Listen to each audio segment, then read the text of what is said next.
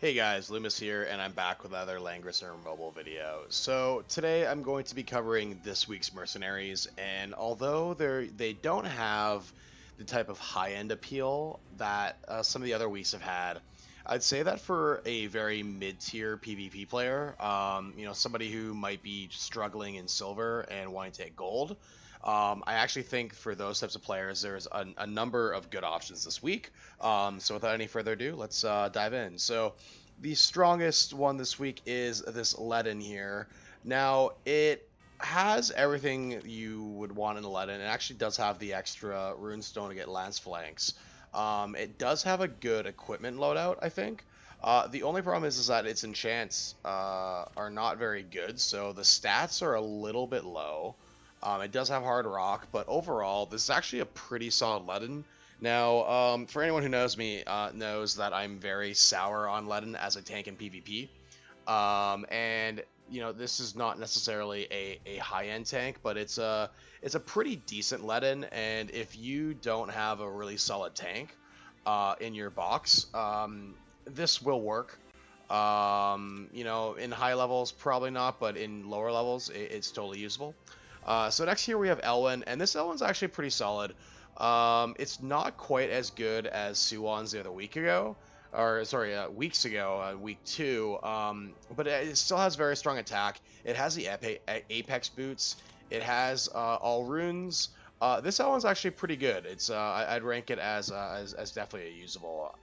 For those who don't know, Elwin is definitely the best tank buster in the game right now, since he has Sword Soul, he has Frontal Assault. He just has crazy equipment mods, or sorry, damage mods on his stuff. Also, good to note that this Elwin's 6-star, so he will have 100% of the time his talent will proc, so he will have crazy sustainability. So that Elwin's actually pretty good. Next here we have Leon. This is actually probably the strongest mercenary Leon we've had. 551 left side attack means that it has a max heart bond. It's sitting at 882 attack, which is it's not insanely strong, but it's still pretty good. 2 runes, rough seas with a pretty standard Leon set, except with Aeneas over Aeolus. But this Leon's actually pretty strong. I think it'd be stronger than a number of people's Leons, so I would definitely rank this Leon as usable. Now we have Josh. Now, in previous weeks, there have been some pretty decent mercenary Joshes that, at least definitely for me, have helped me personally win some fights. Now, this one is 5-star, not 6-star. It's important to note. It does have a pretty good equipment loadout. It's fully ruined. This Josh is decently strong, and I would rate it pretty high. So if you could use a Joshua in your box, I would actually say this one's pretty usable for a number of people, even if you're a top player. So I think this Josh is probably the best unit in this box this week. Next we have Chris here. The best thing about her is that she has a King's Crown. Otherwise, it's a Chris, and it's not a particularly great Chris at that, so she's okay. I wouldn't rush to put her in your box.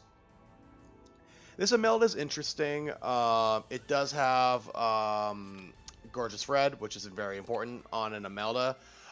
It has some weird item choices. The Purgatory, is fine, I suppose, but not sure why they have Vidars on Imelda, or why it's Clock. Imelda in PvP is a healer. It situationally might bring Blizzard sometimes, so this Imelda is okay. I wouldn't say it's the best Imelda, but if you're looking to use Imelda, or you run an Empire heavy team, and you haven't had the chance to either get her exclusive or build her, then she might be fieldable. This Jessica is worse than the one from last week.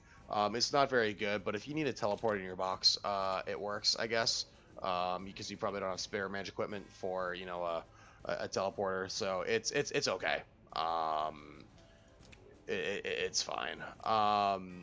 So we have this Cherry here. She's not very strong. if you're going to use Sherry, you probably have a stronger one already. I would only use this one if yours is not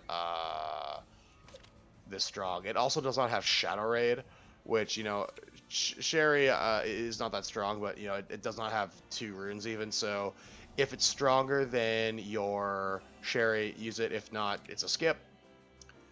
Next we have Sophia here. This Sophia is okay, not overwhelmingly great. If you need another heal in your box, I guess she works, but she's pretty average.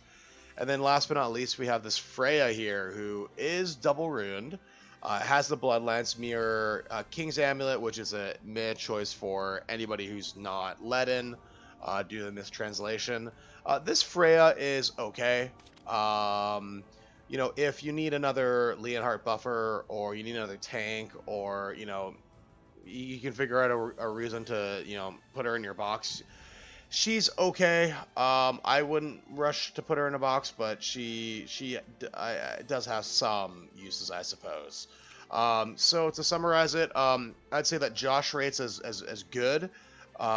These 3, Imelda, are okay, and the rest, you know, it's kind of contextual depending on what you. It would depend on the context of your box to know if you want to use them. So that's it for the video today, guys. Thank you so much for watching. If you enjoyed this video, I'd really appreciate it if you could hit the like button and subscribe to my channel. And as always, if there's any future Langrisser mobile content that you'd like to see, please let me know in the comments below. Thank you so much, guys.